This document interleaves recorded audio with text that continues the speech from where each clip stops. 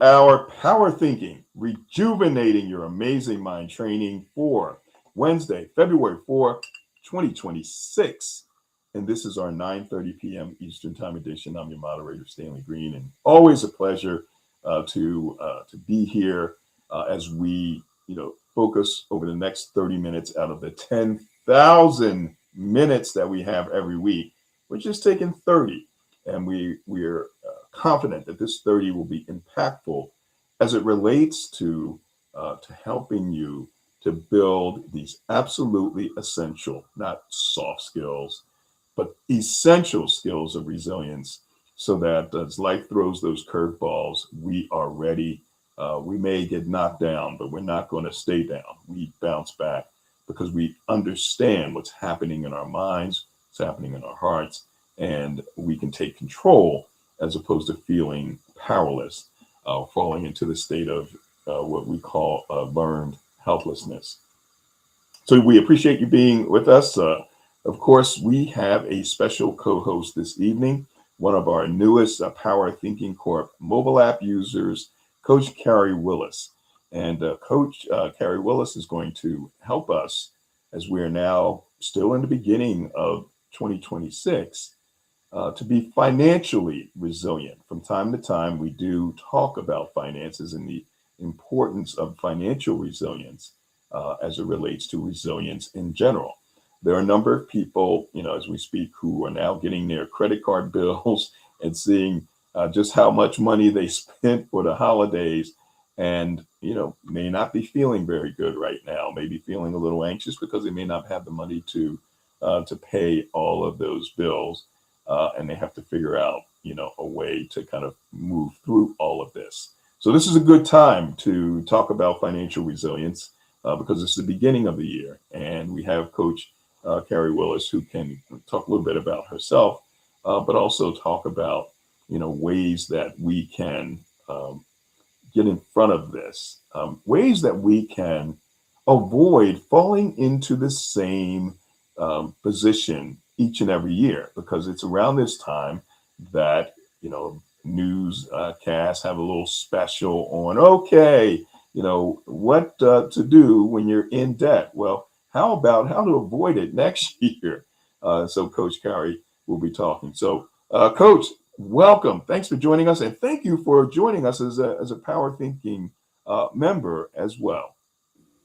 Thank you. I'm excited about being here and looking forward to the conversation about building financial resilience. Excellent, excellent.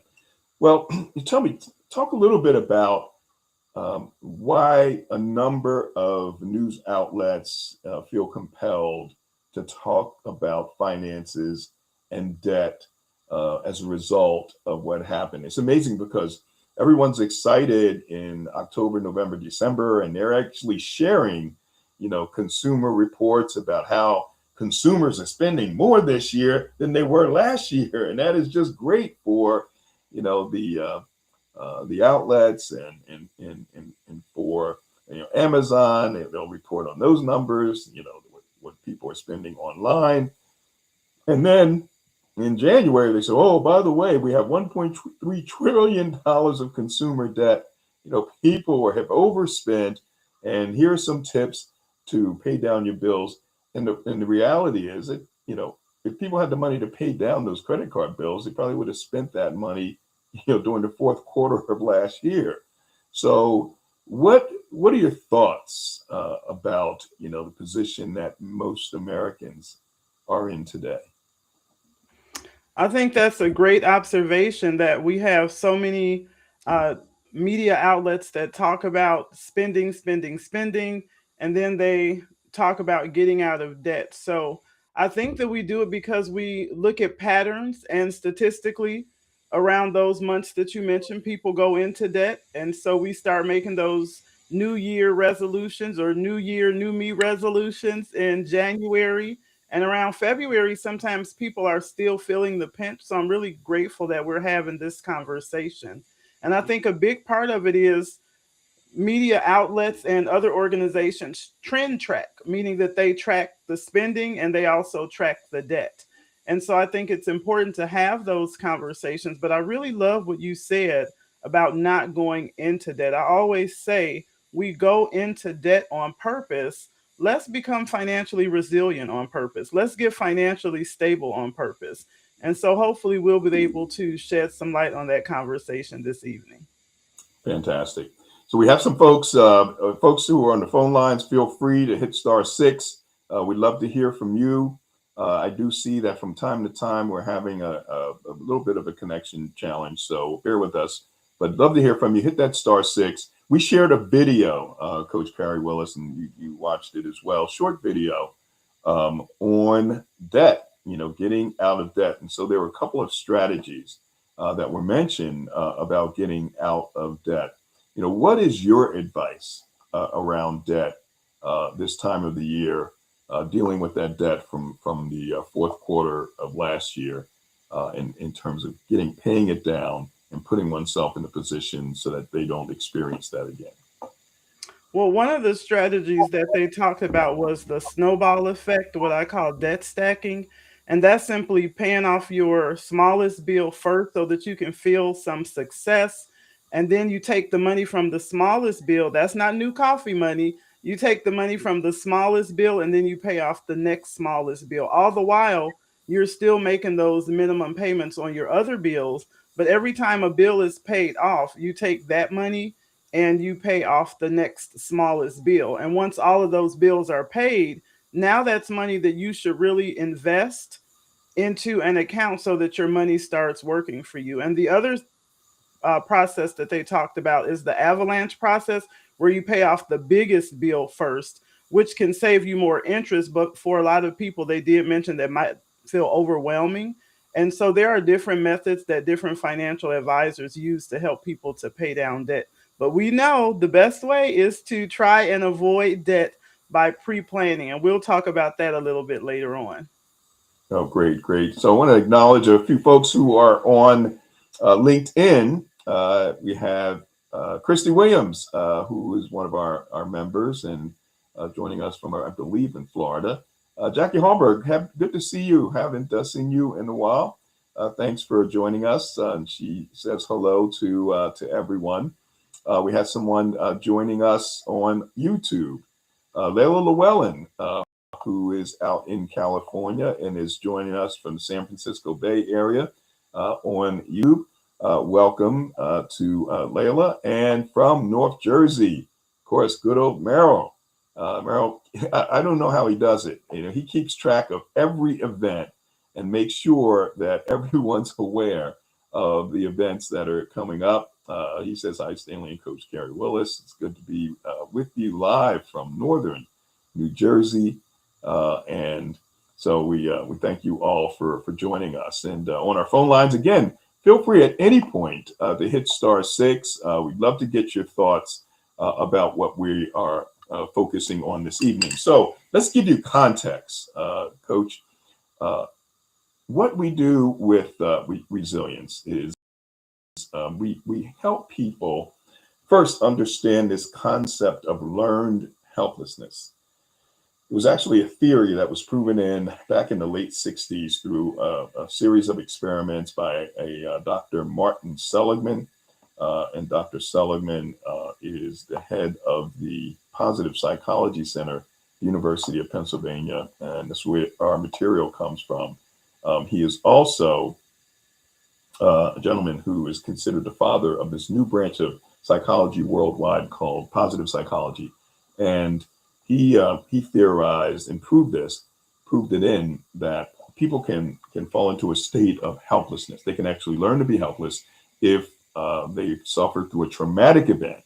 And for some people, getting in massive debt is traumatic because then the bill collectors start calling, all right, and they never give up, or a consistent failure to succeed. So folks that repeat the same behavior year after year will fall into the state of helplessness, figuring that they'll never, ever get out of it. And so what happens as a result of this is that their emotions are affected. As I mentioned, they could have anxiety, feel embarrassed because they're in so much debt, sad, guilty, and even angry. They could actually suffer from poor impulse control. Even though they have, these negative emotions, their impulses haven't changed at all in terms of spending money, and they completely go out of control. Another strength of resilience is empathy. There's self-efficacy, the belief that you have control over your ability to succeed. And of course, if you are, feeling depressed, feeling powerless, your self-efficacy could be down. Your belief that you can succeed could be down, and be financially stable. Also, your optimism, the view that all things will ultimately have a successful outcome. There are a number of folks as we speak that may not believe that. This is the way it is for me. I'll never get out of debt. And then there's causal analysis, where folks may be weak, not drilling down to the root cause of what happened with the debt, but simply operating on that surface level, again, feeling a little paralyzed. And here's the strength that could be the big differentiator. It is a strength nowadays, it's a weakness. Reaching out, taking the initiative to connect with other people like yourself, Coach Willis, who can help them. Instead, they're just, you know, having this going over and over again in their minds that they're in debt and it's impossible. And here, there you are, and folks like you who can actually help them out of that situation, and then take that action to make that phone call, to send the DM after getting your information on on this broadcast. So, what are your thoughts about kind of the mindset of folks who may feel powerless, may feel helpless as it relates to their finances? Such a great conversation. One of the things that you mentioned was the causal analysis. And a lot of our financial trauma and our thoughts about money sometimes come from our childhood. I love recommending books. I'm an avid reader. My coach has me reading books. Yes, I have a coach. And my coach has me reading books, and I do book reports every single day. But one of the books that I read is called The Mountain is You by Brianna Weiss. And so that's just a great place to start understanding yourself, understanding your mindset, understanding why we make some of the choices that we make. And then another great book is Atomic Habits, to see how we form habits. What are some habits that we may want to get rid of, and what are some other habits that we want to keep? And so I think mindset matters are really money matters, and money matters are really mindset matters.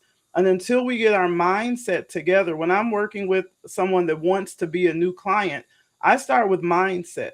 A lot of financial coaches may start with other tools and resources, but I believe that mindset is so important. And that's one of the things that I love about the Power Thinking app. I love getting the text messages in the morning, in the evening, just the little reminders of positivity, because the habits that we have that don't best serve us, you can change those habits. And Power Thinking is one of the ways that you can do that. And actually reading books and changing your mindset, doing daily self development, those are other ways that you can start to change your habits as well. Fantastic. Great stuff. Well, thank you very much. We want to say hello to Jafora Fox, Dr. Jafora Fox. Thank you for joining us. And she says, hello, Stanley and Coach Carrie. Jackie Hallberg has a comment as well. Financial trauma really is a thing. Thanks for acknowledging it. That's a great point. Yeah, I think there are so many people that are striving, and we have Carla Hill on the line. We'll get to Carla, striving to show success, that they are successful, and they'll have the nicer cars, and you go in the house and they'll even tell you that, oh yeah, this is my brand new sofa or dining room set, and really brag about the things that they have, and yet are suffering because they may have gone into great debt, for all of this. And then if they lose that source of income, a job or a contract, if you're an entrepreneur, then they really can get depressed. So it is a source of trauma for folks. So your thoughts about that, and then we're going to go to Carla Hill. Again, with financial trauma, and I love Jackie's comment, it is a thing, and it's real for a lot of people. But just like with other types of trauma, sometimes people seek out support, whether it's through therapy or other types of services. And you actually can do the same thing with finances. My services are like some jobs have an EAP or an employee assistance program. If people are having mental health challenges, they'll send them to therapists. If people are having problems with alcohol and drugs, usually on the job, they'll send them to a program to help them to get support. But when we have money problems, a lot of times we don't have anywhere to go. That's where I come in. So I offer free complimentary services in the financial style EAP so that people can come in and explore what are the things that have happened to make me think about money the way that I think about money? Did it start in my childhood? Did I have a traumatic experience as an adult? Is it through a divorce or a loss of life? And a lot of times people don't really start asking those money questions about life insurance or investments until someone passes away. And so it's really Mm. important that we start having those conversations really in middle school. Would be awesome. Sometimes they do it in high school. Recently they've started doing that in some states, but it's just conversations that need to be had sooner than later. Excellent, excellent. So we have Leanna uh, from yes, from Duluth, Minnesota. Of course, I always talk about how I was there. Great to have you, Leanna, and we have John Warner as well. Um, who is joining us. This is good evening from Chicago. Happy Wednesday. Thank you, Merle Cass. So there's Merle and Kenneth. They're at it, sending out the invitations for sharing the invite. Appreciate you folks being here. So thank you very much. We're going to go to Carla Hill. Thank you for your patience. If you can mention where you're joining us from and your thoughts about financial resilience in 2026. Welcome. Yes, I'm Stanley calling from Philadelphia, Pennsylvania. To Carrie again. And it's great to have specialists, right, as part of the team, someone that focuses us on things that are important, like our finance, the structure. And that's a resource that everybody uses. And that stewardship. And I love the video because I love how-to videos. They gave very strong instructions. Everything works and nothing doesn't. If you do nothing, that whether you want to start with the snowball method or if you want to start the reverse, it's really starting. And that's why I'm here in terms of power thinking, because we can have there's so much content, right? YouTube alone, then we add podcasts and TV, and it's but when we don't have intentional ways of practicing, we won't get the results. And that's a tool like power thinking and the tools or the habits, the skills that we talk about in terms of really well, I was going to say empathy, but that's one thing. I just think if somebody has great skills with money, they may have great skills, may be poor in other areas, or like you said, impulse control. If we can have discipline, whether it's exercise or what we eat, those in HR world, we call those transferable skills. It's like, okay, it's the discipline to do this, not to, to spend within our budgets. But I need reminders, right? So reaching out, the coach said she has a coach, right? Because it's difficult to really withstand all the things that come our way. Our social media sites, our pockets, everything is programmed to get us to want more of it. So how do we resist that? And it is the impulse control, all the things you say, but how do we practice that every day to make sure we're successful in doing what we need to do? So again, and part of it is reaching out. So like Carrie talked about, somebody that is passionate about what she's doing, and it's almost like a lift while we climb. She's doing that, and she wants to make sure that she's doing that for others as well as power thinking. And there's so many things that we have to get better at, but those 14 skills that we're talking about all the time, that's why I'm here every week. Yeah. Because I need to make sure I'm a resilience practitioner. So thank you. And not only are you here every week, but you're here both sessions. And we're talking, folks, 7 years, over 7 years that Carla's been doing this while she was a director of HR for the city of Philadelphia, now retired with her own company, GPS Strategies. Carla, thank you so much for your consistency and for your shares every week. So really appreciate that. And we're going to go to Greg Jones in another minute or so.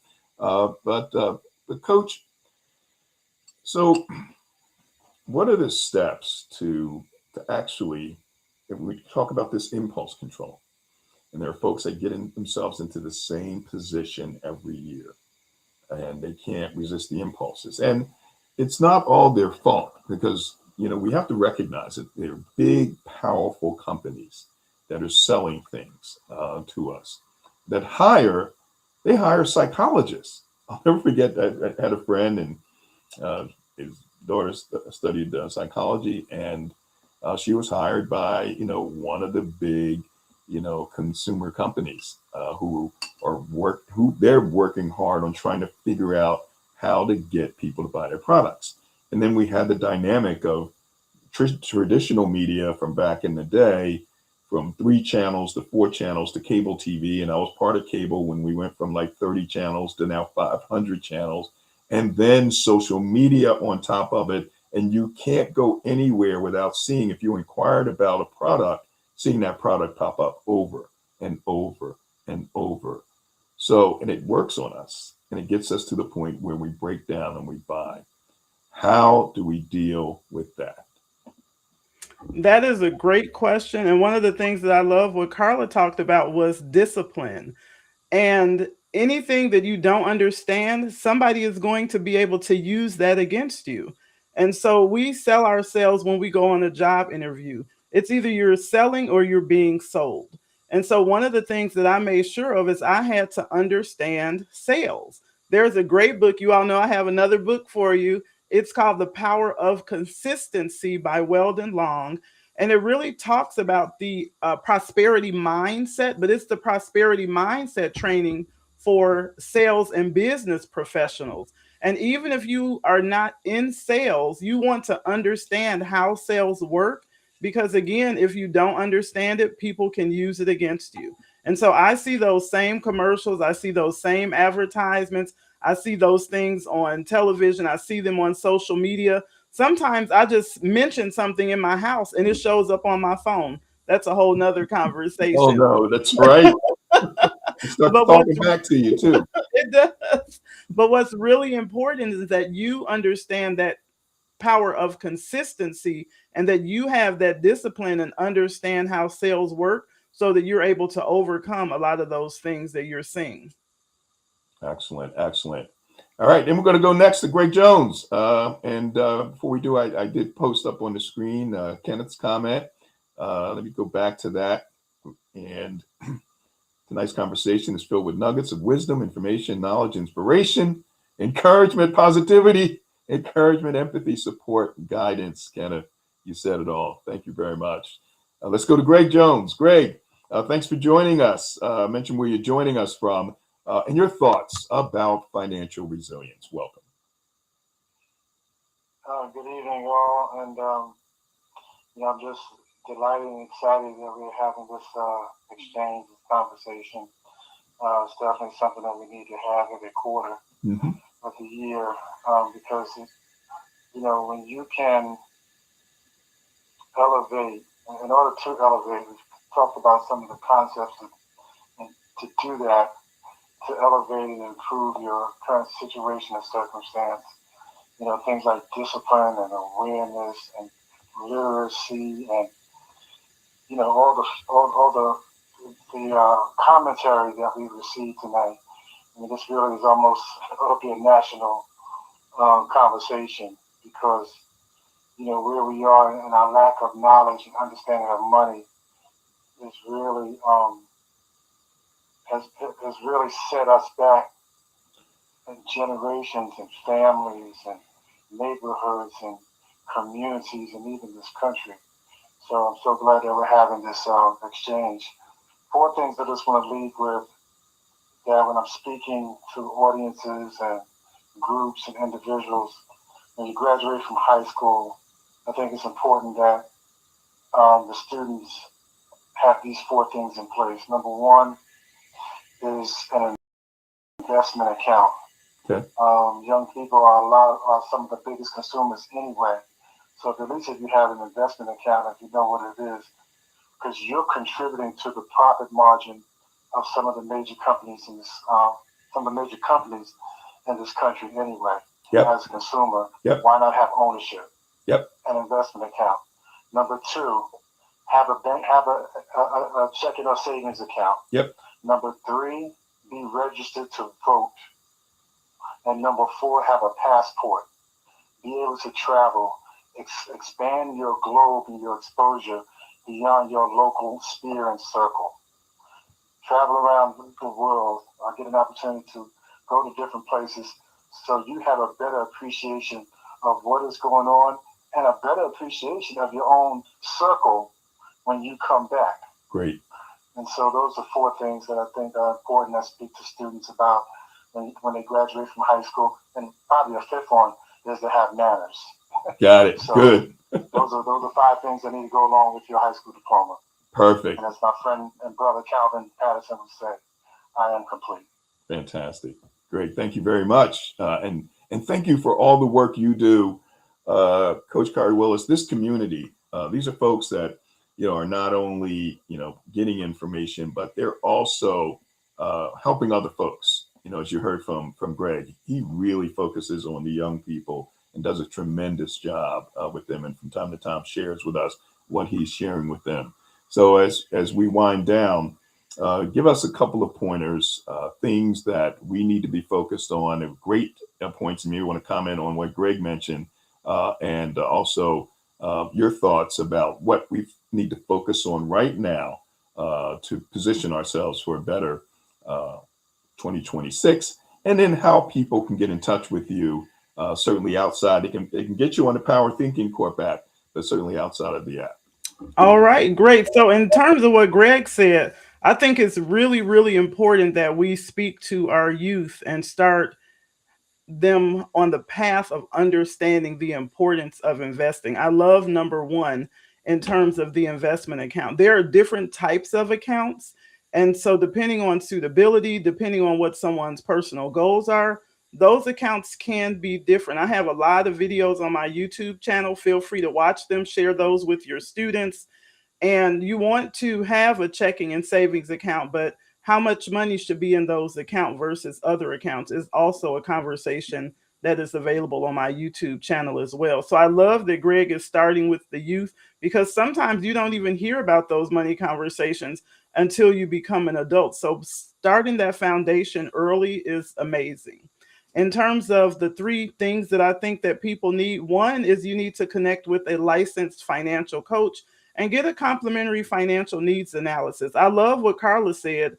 Don't just hear the information and then do nothing. Don't just be a consumer, be an actor and be active in your own life. You have to become an active participant. So 1, connect with a licensed financial coach. I'm happy to do it, but it can be somebody else that you're connected with. 2, make a list of where your money is being spent. What subscriptions do you have? What bills do you have? Every dollar is a soldier in the war against poverty, and you want to make sure that your money is fighting for you and not against you. And so your money's job is to make more money. And so you want to make sure that your money is in accounts and in places where that can happen. And then thirdly, you want to plan your spending. One of the ways that you can avoid the holiday blues is by planning ahead. Now it's February. We know December is coming. Start putting a little bit of money aside into your fund account. There are 4 buckets that you should have. One of those buckets is a fund account. And so you want to make sure that you're setting that money aside so that it's not such a big burden. We know the holidays are coming up. We know birthdays are coming up. We know that there are special celebrations. Our friends might be getting married, or some people even have divorce parties now. But whatever the big celebrations are, you want to start setting that money aside in advance. If you're interested in getting a complimentary financial needs analysis, or you just have money questions, like where's the money at? Make sure that you reach out to me. I am on Great Finances on all social media platforms. That's GR, the number 8, and the word finances with the letter S at the end. So Great Finances on all social media platforms. That's also my website. And of course, you can always connect with me on the Power Thinking app. All right. Fantastic. Well, Coach Carrie Willis, thank you so much. This has been amazing. This morning was great. And all of the folks on our phone lines, folks who are on LinkedIn from all over the country, thank you for your comments as well. John Warner had the last comment. I think it's also important to celebrate the small wins when it comes to financial resilience, acknowledging milestones in debt, repayment, and savings. And by all means, don't fall into the thinking trap. We didn't go over our skills like the ABCs and thinking traps and detecting icebergs and challenging beliefs, putting it in perspective, calming and focusing, real-time resilience. But one of the big thinking traps is personalizing, where we beat ourselves up too much. So yeah, even though the wins are very small, it's a win. Celebrate it, be grateful, and move forward. So Coach Carrie Willis, thank you so much. Thank you all for joining. I'm going to say goodbye to the folks who are on our phone lines. Thank you for hanging in a little overtime, and for folks who commented, and Carla Hill and Greg Jones. So really appreciate you all. Thank you, Sharon Smalls and Carla and Joan Preston and Bill Peterson, Greg Jones, Dave Sidoti, Calvin Patterson. Great to see you as well. Take care, everybody. Have a great one, and we'll see you next week. Joy Langley from the UK is coming up next week. Take care. And on our 5 platforms, LinkedIn, YouTube, Facebook, X, and Twitch. We appreciate you for being with us as well. We got us awesome. We'll end with that comment from Layla Llewellyn in the Bay Area. Awesome, with a heart and a grateful prayer. Take care, everyone. This has been Power Thinking. Join us on our app. We are constantly evolving and improving. We hope to see you there. And we'll definitely see you here next Wednesday for our Power Thinking Corp. Rejuvenate